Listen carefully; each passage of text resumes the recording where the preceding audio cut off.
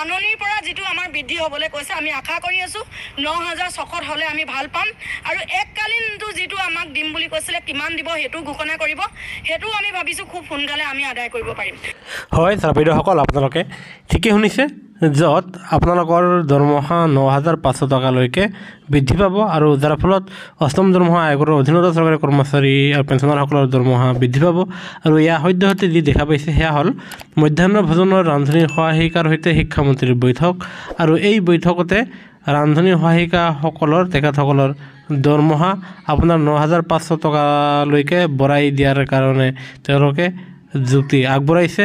আনহাতে তেখেতসকলক এককালীন সাহায্য দিয়াৰ কাৰণেও শিক্ষামন্ত্ৰীৰ সৈতে আপোনাৰ ৰন্ধন কৰ্মচাৰীসকলে এক বৈঠকত মিলিত হয় আৰু যাৰ ফলত তেখেতসকলে কয় যে এই মধ্যাহ্ন ভোজনৰ কাম যদিহে অক্ষয় পাত্ৰক দিয়ে তেনেহ'লে তেওঁলোকৰ চাকৰিৰ প্ৰতি শংকা আহি পৰিব, যাৰ ফলত শিক্ষামন্ত্ৰীয়ে পুনৰবাৰ দোহাৰে যে তেখেতসকলৰ চাকৰি নাযায়, তেখেতসকলে পূৰ্বৰ দৰে কৰ্মৰত হৈ থাকিব বুলি প্ৰকাশ কৰি সকলোকে নিশ্চিন্ত মনত চাকৰি কৰি থাকিবলৈ আহ্বান জনায়।